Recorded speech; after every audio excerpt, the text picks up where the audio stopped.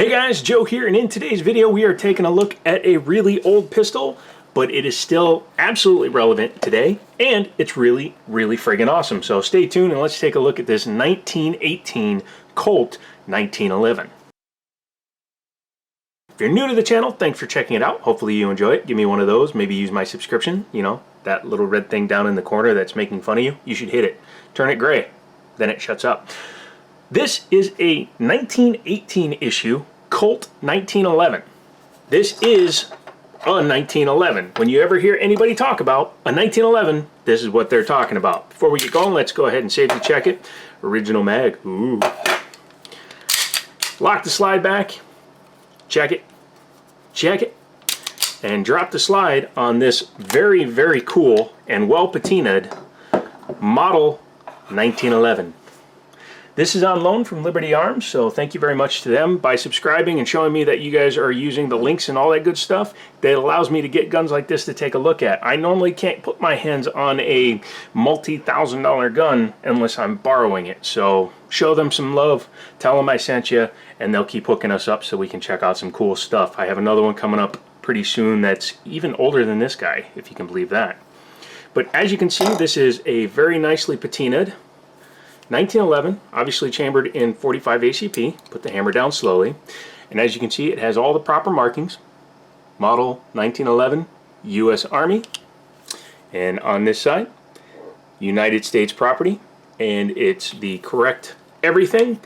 Here's the serial number, just in case you want to check it yourself. It's a 6-digit serial number. And believe it or not, that's increasingly harder to find because you have to go older than 1924, I think, in order to get under a 1 million serial number.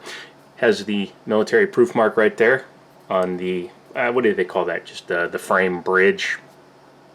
Anyways, that marking is the proof mark, which goes above the mag release. These were all blued, released in this run, and as you can see, because of all the years of use, it's pretty much all gone on this gun. But it's a nice even wear, and it's more of a lots of racking, lots of cleaning, time wear versus some abuse wear that you can see on some older pistols. All the mechanisms on this gun work just fine, including the grip safety. The trigger works as it should. I mean, this is a 1911. When you hear somebody talk about it, this is exactly what it is. The military version. No backstrap checkering, flat mainspring housing, no front strap checkering. This is not a beaver tail, it's a grip safety, because as you can see, it does not extend out past the hammer. In fact, the hammer will come down much farther, which is where you get your hammer bite from. Standard trigger, nothing fancy. As you can see, it's not adjustable, nothing like that. Standard slide lock, slide release. Standard, this is I believe 16 lines per side. Might even be a little bit more than that. I've also been looking at a 1903 hammer, so pardon me if I get the two mixed up a little bit here. And this was what passed for sights back in World War I and pretty much all the way up until like the 60s, I think. I think the A1 revision got a slightly better sight with a deeper notch and a better front post, because as you can see, that front sight is nothing really to write home about, because there is really no sight. Man, this was a trench gun, tell you that much. The panels on the side are very nice. Very good patina on those as well.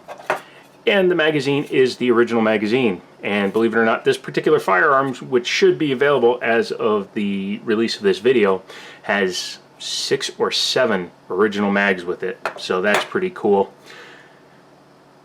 What's there more to say about the 1911 other than the fact that it's one of the most classic firearms ever produced? Obviously, you'll get people that will say maybe a high power, but that came later and was designed by the same man, John Moses Browning. CZ75, the year gives it away just in the name. 1975 was adoption of that. Berettas, even though that style had been around a long time, it really didn't get its fame until the M9 line really got advanced in the 80s-ish. The 1911 basically has not changed from this design. You will see a couple of major differences, obviously the beaver tail and all that junk with brand new guns, but if you look here, they do not scallop like they do on a standard or a modern 1911. Normally this is more scalloped out, gives you a better finger groove. It's on both sides even though the gun is not ambidextrous. Obviously the trigger and the hammers have improved greatly, although it's still not a bad pull. Being a 1911, it is a single action only, and the pull is probably close to like 5.5, 6 pounds, but it's still a nice crisp trigger even after 102 years. This thing's even older than me, if you can believe that. Ha ha ha. One cool feature is this holster, which is actually 1 year older than the gun itself. This holster is a U.S. Army holster that was issued in 1917, and it must have been put away. I'm assuming it was darker in its heyday, because you can see like around the edges where it seemed to have been darker, and it's just lost its luster over the years. But the consigner is putting it with the holster, even though it's a year older than the gun, and all those extra mags, so that's really freaking awesome. And I know what you may be thinking, it's a 102-year-old gun. He probably won't take it apart, and you would be absolutely wrong. Before we do that, let's do a standard safety check. You can go ahead and check it, check it, check it. We are safe. I'm going to drop the slide, but not the hammer, because I'm going to engage the safety. This being a 1911, they all take down exactly the same way, from the earliest adopted version all the way up to 2020. We're almost 2021 as we're going into. Just like all of them, make sure you cover that plunger, because if you don't, this thing will shoot through the roof. Not sure if the spring is original to the gun. I will say it is a long boy. Still feels really good. It's really clean, so something tells me that this gun has been serviced throughout its life, but that's in really good shape.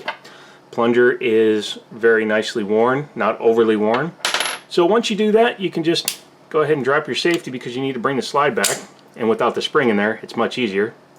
Standard takedown notch, just like all those other 1911s you've seen me take apart on the channel. It's a little bit more fiddly because it's a little worn down. Once you get it there, you can take out your slide lock. And then I like to always flip a gun upside down when it has a half-length guide rod like this one does. And it was just a little sticky there on the end. But once you do that, then you can take your guide rod out without it falling to the ground. Then you would take your bushing on the front, slide it over the other way so that you can remove it. Again, it looks like it might be newer than the gun itself. It's a possibility. It's hard to tell because they don't date stamp a lot of those parts. And then we can go ahead and remove the barrel.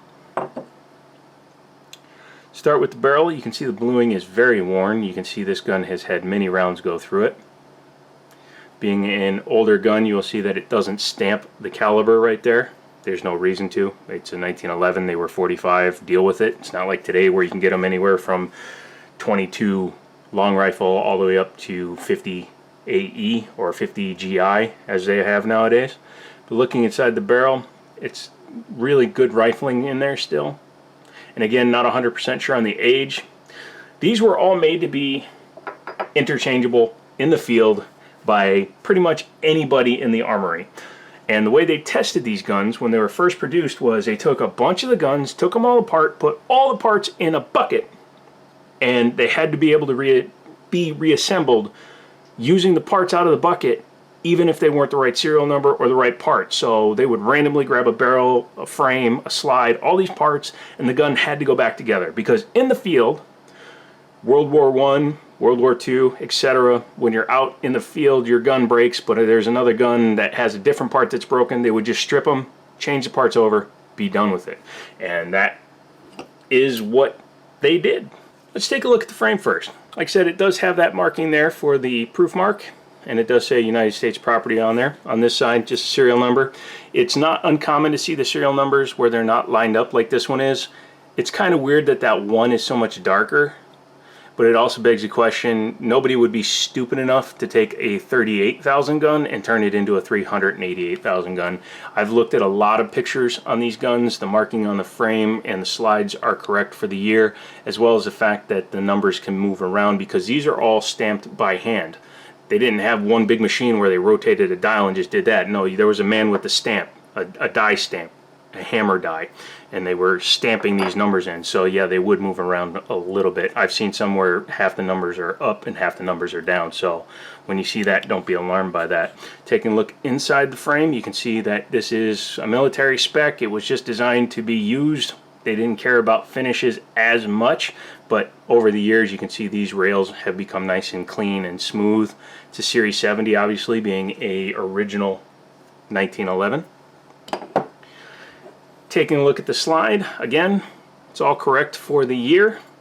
Patina is right, all the markings are right, even that one above the, even the one above the firing pin. That's another mark that they put on there. You won't see that usually on newer guns.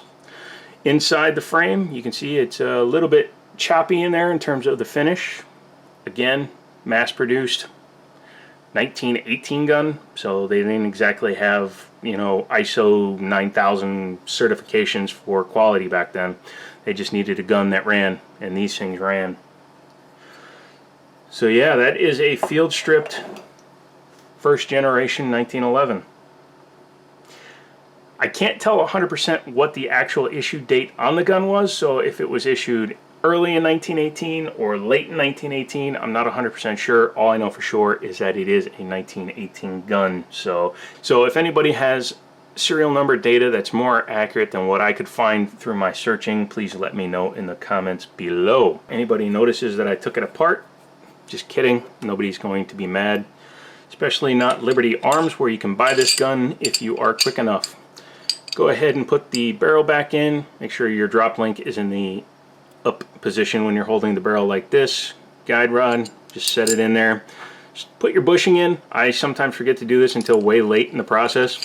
It's a lot easier to do when you don't have the spring in the way. So put it in and rotate it this way. That's the big mistake I usually make. I leave it over there and then I have to work it between the springs. It's just a lot easier to do it this way. Go ahead and take your spring. This one is open on both ends, so it does not matter which way it goes in. And of course, because I'm trying to do it on camera, it's more difficult than usual. And it's also 5 o'clock in the morning and my nerve damage is acting up because I spent all night watching Netflix instead of doing videos like I was supposed to. But shh, don't tell my mom. Okay, once you have it like that, go ahead and take your frame and your slide. Flip the frame upside down, obviously, since the gun is upside down for the most part. Once you have it past this point, you can go ahead and flip it over.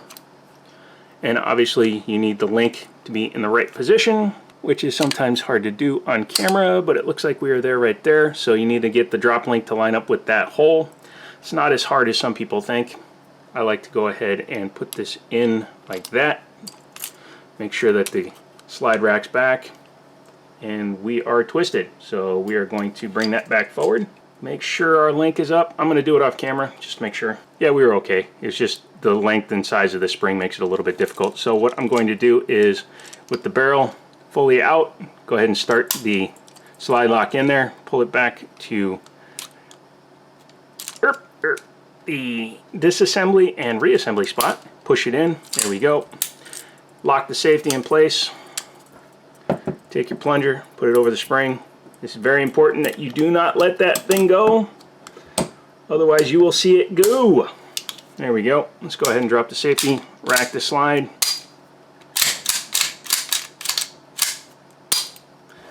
There we go. Sorry, that was very awkward of me trying to put the magazine in the wrong way. So yeah, that is a pretty cool damn pistol. 102-year-old gun. And I thought my 1894 from 1939 would be the oldest gun I ever played with, but nope, this one is a pretty badass pistol.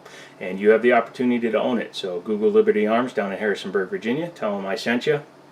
Get a good price for the gun. Hopefully it's on consignment, so they really can't control what the guy's asking for it, and see if it fits your bill.